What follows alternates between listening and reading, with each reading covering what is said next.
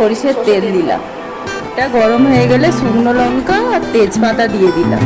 আর একটা বড় সাইজের পেঁয়াজ কেটে নিয়েছি, সেই পেঁয়াজের কুচিটা দিয়ে দিলাম। আর অল্প চিনি দিয়ে, অল্প রসুন বাটা, অল্প কাঁচা লঙ্কা বাটা আর অল্প আদা বাটা দিয়ে দিলাম। ও লবণ ছড়িয়ে দিলাম, হলুদ গুঁড়ো, অল্প লঙ্কার গুঁড়ো, তার সাথে অল্প জল দিয়ে মশলাটা কষিয়ে নিলাম।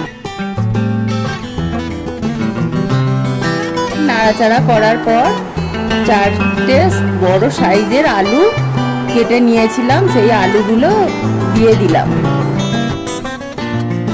ভালো করে নাড়াচাড়া করে জল দিলাম।